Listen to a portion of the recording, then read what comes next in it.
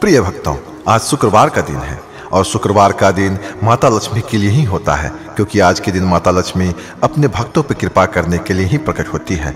अगर आज के दिन भक्त इनकी पूजा आराधना करे या इनके दिव्य मंत्र जाप का श्रवण करे तो माता लक्ष्मी अति शीघ्र प्रसन्न होकर के उस भक्तों पर विशेष कृपा कर देती है, जिससे आपके घर में धन संपत्ति या किसी तरह की कोई चीज की कमी नहीं रहती है और माता लक्ष्मी का हमेशा आशीर्वाद बना हुआ रहता है। इसीलिए प्यारे भक्तों, हम आपके लिए एक ऐसा दिव्य मंत्र जाप का श्रवण लेकर के आए हैं, जिस मंत्र को अगर कम से कम 108 बार अगर आप श्रवण कर लेते हैं तो माता लक्ष्मी की कृपा होना तय है, क्योंकि लाखों भक्तों ने इस मंत्र जाप का श्रवण करके अपने जीवन को संवारा है। मुझे पूर्ण विश्वास है कि आपके भी जीवन को ये बदल के रख देगा। लेकिन याद रखिए, इस मंत्र को जाप करते समय माता लक्ष्मी का स्मरण करते हुए उनको मन में बसा करके भक्ति पूर्वक इस मंत्र का श्रवण कीजिएगा, तभी इसका पूरा लाभ हो पाएगा, अन्यथा नहीं हो पाएगा। मंत्र कुछ इस प्रकार से है, लेकिन इससे पहले अगर आपको वीडियो अच्छा लगे तो लाइक, सब्सक्राइब, शेयर और कमेंट करना नहीं भूलिएगा। कमेंट में ओम लक्ष्मी नमः लिख करके अपनी उपस्थिति जाहिर कीजिएगा। ओम ह्रीं ह्रीं श्रीं क्लीं महालक्ष्मी नमः। ओम ह्रीं ह्रीं श्रीं क्लीं महालक्ष्मी नमः। ओम ह्रीं ह्रीं श्रीं क्लीं महालक्ष्मी नमः। ओम ह्रीं ह्रीं श्रीं क्लीं महालक्ष्मी नमः। ओम ह्रीं ह्रीं श्रीं क्लीं महालक्ष्मी नमः। ओम ह्रीं ह्रीं श्रीं क्लीं महालक्ष्मी नमः। ओम ह्रीं ह्रीं श्रीं क्लीं महालक्ष्मी नमः। ओम ह्रीं ह्रीं श्रीं क्लीं महालक्ष्मी नमः। ओम ह्रीं ह्रीं श्रीं क्लीं महालक्ष्मी नमः। ओम ह्रीं ह्रीं श्रीं क्लीं महालक्ष्मी नमः। ओम ह्रीं ह्रीं श्रीं क्लीं महालक्ष्मी नमः। ओम ह्रीं ह्रीं श्रीं क्लीं महालक्ष्मी नमः। ओम ह्रीं ह्रीं श्रीं क्लीं महालक्ष्मी नमः। ओम ह्रीं ह्रीं श्रीं क्लीं महालक्ष्मी नमः। ओम ह्रीं ह्रीं श्रीं क्लीं महालक्ष्मी नमः। ओम ह्रीं ह्रीं श्रीं क्लीं महालक्ष्मी नमः। ओम ह्रीं ह्रीं श्रीं क्लीं महालक्ष्मी नमः। ओम ह्रीं ह्रीं श्रीं क्लीं महालक्ष्मी नमः। ओम ह्रीं ह्रीं श्रीं क्लीं महालक्ष्मी नमः। ओम ह्रीं ह्रीं श्रीं क्लीं महालक्ष्मी नमः। ओम ह्रीं ह्रीं श्रीं क्लीं महालक्ष्मी नमः। ओम ह्रीं ह्रीं श्रीं क्लीं महालक्ष्मी नमः। ओम ह्रीं ह्रीं श्रीं क्लीं महालक्ष्मी नमः। ओम ह्रीं ह्रीं श्रीं क्लीं महालक्ष्मी नमः। ओम ह्रीं ह्रीं श्रीं क्लीं महालक्ष्मी नमः। ओम ह्रीं ह्रीं श्रीं क्लीं महालक्ष्मी नमः। ओम ह्रीं ह्रीं श्रीं महालक्ष्मी नमः। ॐ ह्रीं ह्रीं श्रीं क्लीं महालक्ष्मी नमः।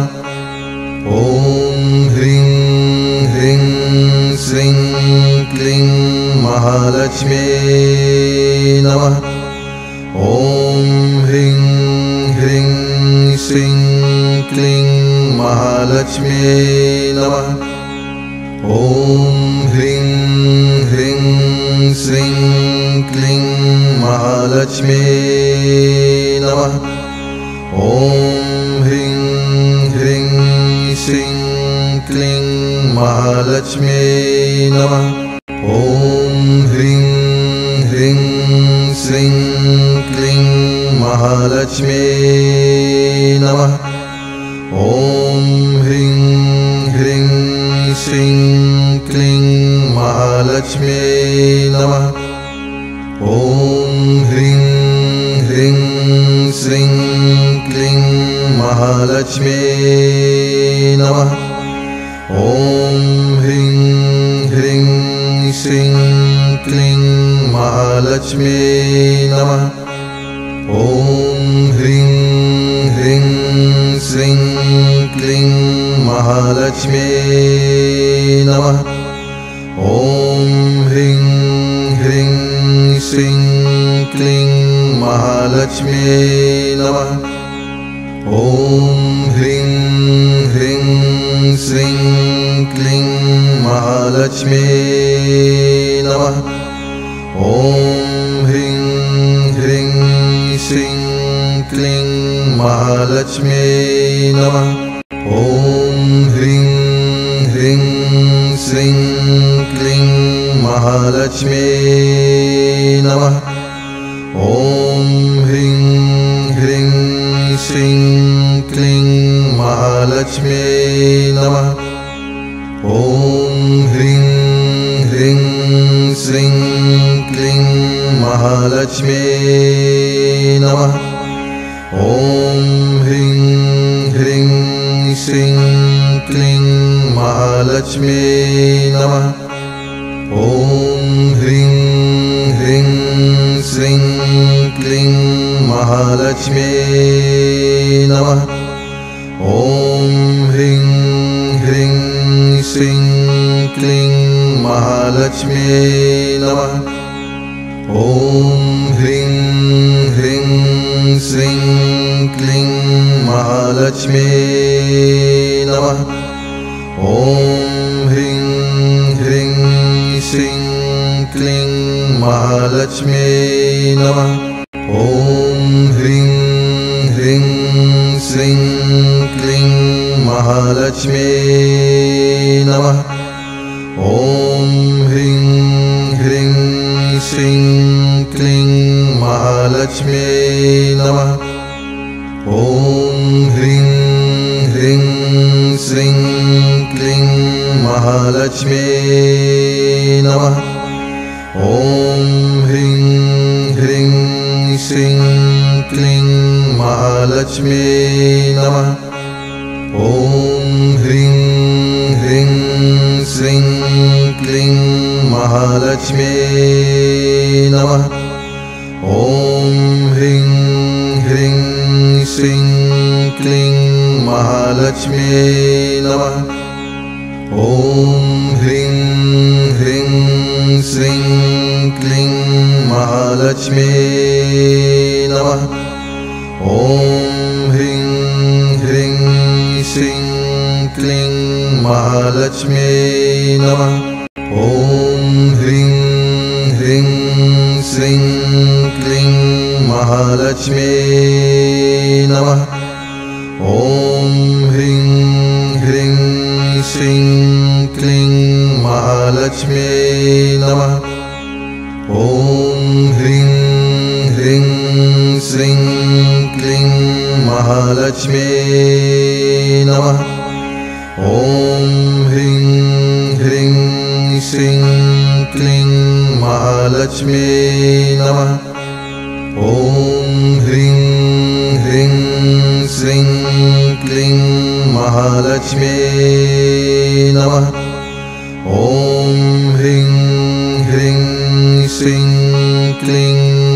महालक्ष्म्यै नमः।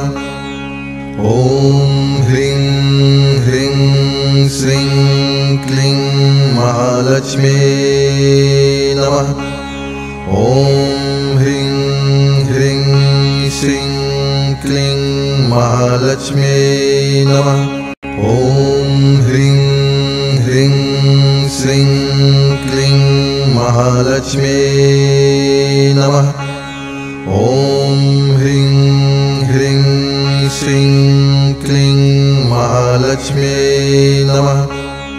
ॐ ह्रीं ह्रीं श्रीं क्लीं महालक्ष्म्यै नमः।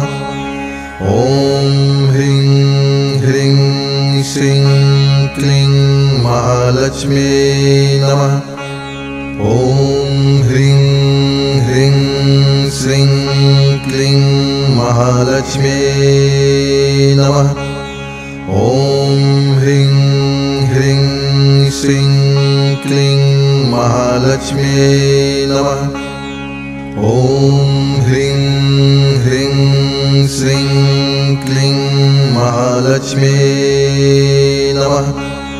ॐ ह्रीं ह्रीं श्रीं क्लीं महालक्ष्म्यै नमः। ॐ ह्रीं ह्रीं श्रीं क्लीं महालक्ष्म्यै नमः। ॐ ह्रीं ह्रीं श्रीं क्लीं महालक्ष्म्यै नमः। ॐ ह्रीं ह्रीं श्रीं क्लीं महालक्ष्म्यै नमः। ॐ ह्रीं ह्रीं श्रीं क्लीं महालक्ष्म्यै नमः। ॐ ह्रीं ह्रीं श्रीं क्लीं महालक्ष्म्यै नमः। ॐ ह्रीं ह्रीं श्रीं क्लीं महालक्ष्म्यै नमः। ॐ ह्रीं ह्रीं श्रीं क्लीं महालक्ष्म्यै नमः। ॐ ह्रीं ह्रीं श्रीं क्लीं महालक्ष्म्यै नमः। ॐ ह्रीं ह्रीं श्रीं क्लीं महालक्ष्म्यै नमः। ॐ ह्रीं ह्रीं श्रीं क्लीं महालक्ष्म्यै नमः। ॐ ह्रीं ह्रीं श्रीं क्लीं महालक्ष्म्यै नमः। ॐ ह्रीं ह्रीं श्रीं क्लीं महालक्ष्म्यै नमः। ॐ ह्रीं ह्रीं श्रीं क्लीं महालक्ष्म्यै नमः। ॐ ह्रीं ह्रीं श्रीं क्लीं महालक्ष्म्यै नमः। ॐ ह्रीं ह्रीं श्रीं क्लीं महालक्ष्म्यै नमः। ॐ ह्रीं ह्रीं श्रीं क्लीं महालक्ष्म्यै नमः। ॐ ह्रीं ह्रीं श्रीं क्लीं महालक्ष्म्यै नमः। ॐ ह्रीं ह्रीं श्रीं क्लीं महालक्ष्म्यै नमः। ॐ ह्रीं ह्रीं श्रीं क्लीं महालक्ष्म्यै नमः। ॐ ह्रीं ह्रीं श्रीं क्लीं महालक्ष्म्यै नमः। ॐ ह्रीं ह्रीं श्रीं क्लीं महालक्ष्म्यै नमः। ॐ ह्रीं ह्रीं श्रीं क्लीं महालक्ष्म्यै नमः। ॐ ह्रीं ह्रीं श्रीं क्लीं महालक्ष्म्यै नमः। ॐ ह्रीं ह्रीं श्रीं क्लीं महालक्ष्म्यै नमः। ॐ ह्रीं क्लीं महालक्ष्मी नमः।